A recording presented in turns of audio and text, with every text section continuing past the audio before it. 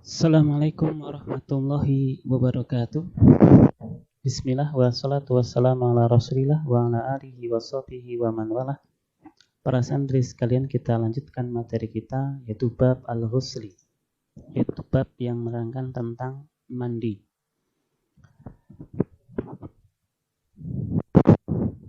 Kita bahas terlebih dahulu tentang mandi secara bahasa dan juga secara istilah. Al-ghuslu lughatan, jadi mandi itu secara bahasa artinya adalah masdar min ghassala syai'a. Jadi bentuk masdar dari fi'il ghassala. Yaghsiluhu ghuslan wa ghuslan. Wa huwa tamamu ghuslil jasadi kullihi, yang artinya adalah meratakan, mengguyur badan semuanya. Jadi meratakan, menggosok, mengguyur, menyiram tubuh jasad semuanya.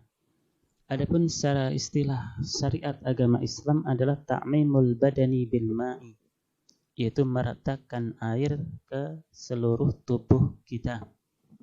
Au isti'malu ma'in tahurin, atau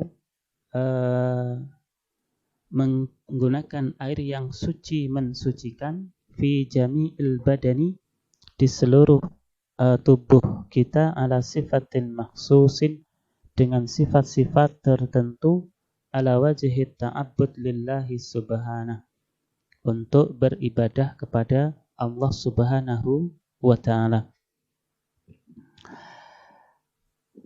Qala ta'ala wa in kuntum junuban fattaharu, dan jikalau kalian junub, jinabah, maka bersucilah.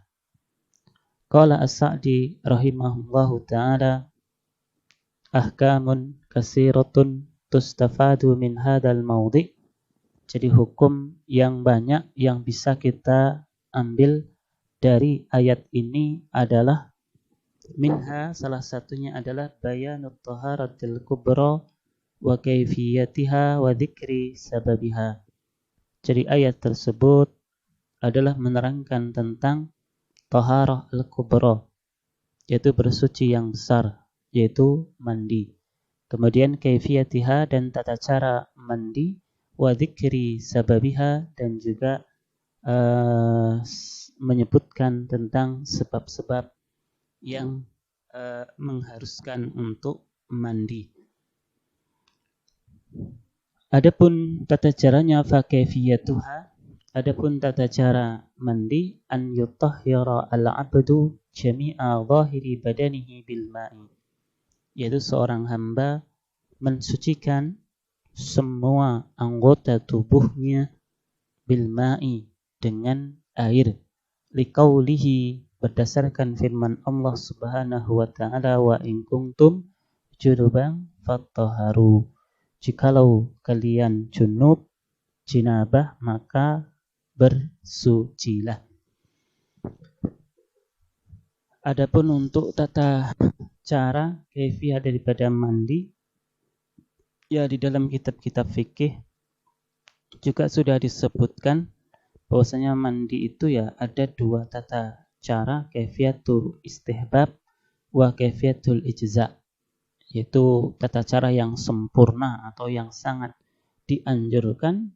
Kemudian yang kedua adalah tata cara yang cukup. Adapun pada kesempatan ini ya tidak kita bahas. Antum dan antunna bisa merujuk kembali, melihat kembali pelajaran fikih di pelajaran yang pertama.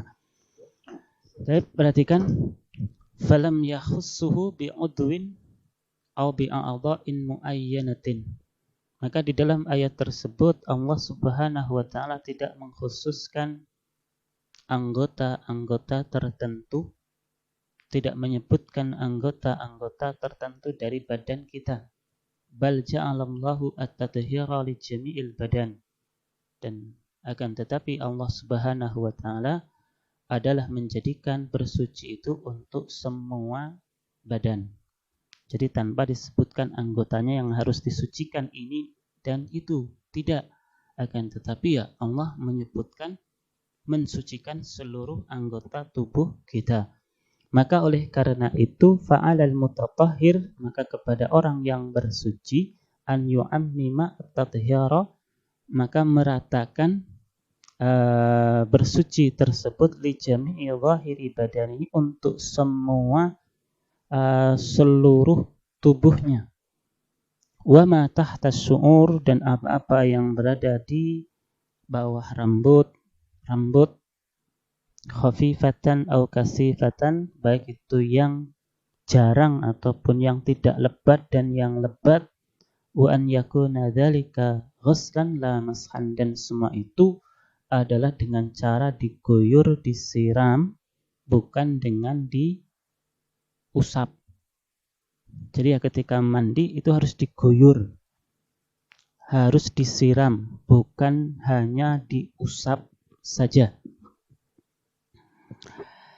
Kemudian faedah yang bisa kita ambil dari ayat tersebut adalah anna taharatal hadasil akbari la tartiba fiha wala muwalata. Bahwasanya bersuci dari hadas besar, yaitu mandi, itu tidak ada tartibnya dan juga tidak ada muwalahnya. Berbeda dengan berwudu, maka harus ada tartib dan juga ada muwalahnya. Adapun tartib dan muwalah sudah kita bahas di pertemuan yang lalu. Kemudian faedah yang selanjutnya yang bisa kita ambil adalah anna min asbabiha, bahwasanya termasuk sebab-sebab mandi itu adalah al-jinabatu, yaitu junub. Wal jinabah qad arafaha al-muslimuna an nabiyihim. Ya, junub sudah diketahui oleh kaum muslimin dari nabi mereka, yaitu Nabi Muhammad sallallahu alaihi wasallam, annaha, bahwasanya junub itu adalah inzalul mani, yaitu keluarnya air mani, yaqdatan au manaman, yaitu baik ketika dalam keadaan terjaga, au manaman, atau dalam keadaan tidur.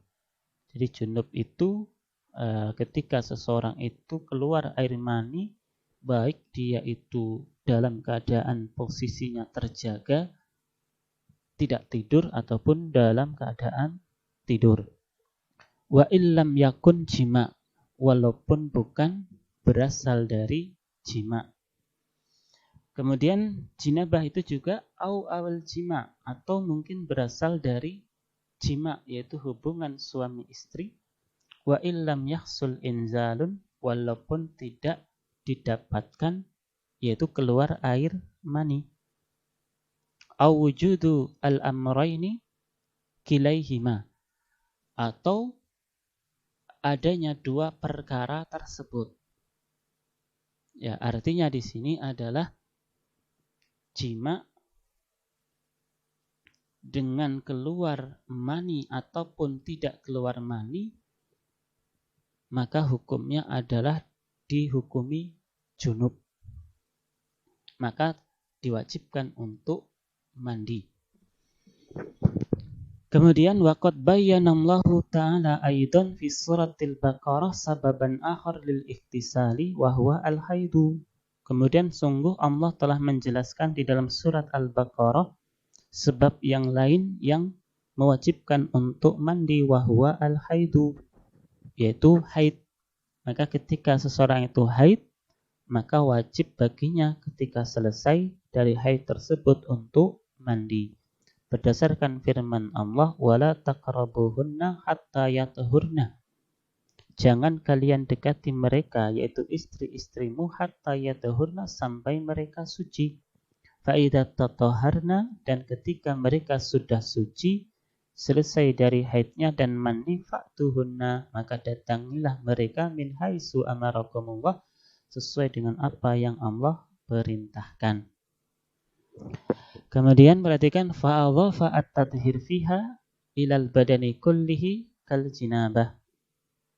Maka ditambahkan di sini untuk bersuci ataupun mandi, yaitu ke seluruh badan kita, kal jinabati, seperti junub. Wa yashmalu dzalika an-nifas, dan mencakup di dalamnya adalah nifas. Jadi nifas ini juga mewajibkan untuk mandi. Ketika seseorang wanita selesai dari darah nifasnya, maka dia wajib untuk mandi. Amma at-tathiru min islamil kafir, adapun bersucinya seseorang ketika masuk Islam, jadi yang tadinya kafir kemudian masuk ke dalam agama Islam, wa tathhirul mayyit, dan juga memandikan jenazah, fa innahu yu'khadhu minas sunnah, maka dalilnya, dasarnya terambil berasal dari hadis Rasulullah sallallahu alaihi wasallam. Artinya adalah bahwasanya kewajiban mandi ketika seseorang itu masuk ke dalam agama Islam, itu dasar dalilnya adalah dari sunnah hadis. Kemudian juga memandikan jenazah, itu dasarnya dasar hukumnya adalah hadis Rasulullah Sallallahu Alaihi Wasallam. Ya, adapun hadisnya kita bahas sedikit. Yang pertama yaitu ketika seseorang masuk ke dalam agama Islam maka dia harus mandi. Dalilnya adalah an Abi Hurairah qala ba'asa nabiyyu an Khalifata ibn Husainin an jaddihi Qais ibn Asim qala ataitu nabiyya sallallahu alaihi wasallam, aku datang kepada Nabi sallallahu alaihi wasallam, uridu al-Islam, saya ingin masuk ke dalam agama Islam, fa amarani an aghtasila bima'in wa sidrin, maka Rasulullah sallallahu alaihi wasallam memerintahkan kepadaku agar aku mandi dengan air dan daun bidara. Nah, ini hadis yang menjelaskan seseorang yang masuk ke dalam agama Islam maka dia harus mandi. Kemudian an Ibni Abbasin qala bainama rajulun waqifun bi Arafata idh waqa'a an rahilatihi fa waqasathu aw qala fa awqasathu. Dari Ibnu Abbas, ketika ada seseorang itu yang wukuf berdiri di padang Arafah idh waqa'a an rahilatihi, ketika itu dia terjatuh dari tunggangannya, fa waqasathu aw qala awqasathu. Mungkin orang tersebut itu adalah tergelincir dari tunggangannya, atau tunggangannya yaitu ontanya tersebut yang menjatuhkan orang tersebut. Kemudian orang tersebut mati, meninggal dunia. Kemudian apa? Iksiluhu bima'in wasidrin. Kemudian Rasulullah SAW memerintahkan mandikanlah dia dengan air dan daun bidara. Wa kafinuhu, kemudian kafanilah orang tersebut fi saubaini, dengan dua pakaian. Wala tuhannituhu, jangan kalian beri minyak. Wala tuhammiru ra'sahu, dan juga jangan kalian tutup kepalanya. Kenapa demikian? Maka beliau SAW menjawab, fa innahu yub'atsu yaumal qiyamati mulabbiyan, karena orang tersebut akan dibangkitkan nanti pada hari kiamat dengan bertalbiyah, dengan mengucapkan talbiyah. Nah, ini juga dasar dalil dari sunnah hadis yang menjelaskan tentang wajibnya memandikan jenazah. Kemudian yang ketiga, an Ummi Atiyata al-Ansariyah qalat dakhala alaina Rasulullah sallallahu alaihi wasallam hina tuwfiyat ibnatuhu. Jadi Rasulullah SAW masuk kepada kami, kata Ummu Atiyah, ketika anak perempuan beliau meninggal dunia. Waqal, maka beliau bersabda, ighsilnaha salasan au khamsan au aksara min dzalika in ra'aitunna dzalik. Mandikanlah dia dengan 3 kali atau 5 kali atau lebih dari itu jika diperlukan. Bima'in wasidrin, dengan menggunakan air dan daun bidara. Waja'alna fil akhirati kafuran, kemudian jadikan di akhir pemandian kafuran, dengan kafur, sejenis wangi-wangian. Jadi siraman yang terakhir dengan siraman air yang dicampur dengan wangi-wangian. Au syai'an min kafur, atau sesuatu dari kafur. Fa idza faraqtunna, apabila kalian sudah selesai memandikannya, fa'adhinnini, maka izinkan aku. Falamma faraghna, maka setelah kami selesai memandikan, adzannahu, maka kami mengizinkan beliau sallallahu alaihi wasallam. Fa'atana hikwahu, maka beliau sallallahu alaihi wasallam memberikan kepada kami yaitu hikwahu. Hikwahu itu adalah sarung beliau sallallahu alaihi wasallam. Faqala, kemudian beliau sallallahu alaihi wasallam bersabda, asyirnaha iya, yaitu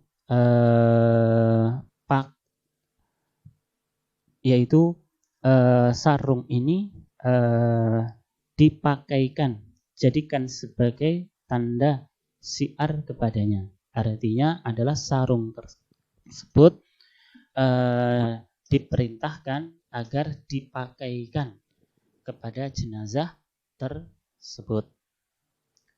Ya, itu beberapa dalil yang menunjukkan wajibnya memandikan jenazah. Wa akhiru da'wana alhamdulillah. Assalamualaikum warahmatullahi wabarakatuh.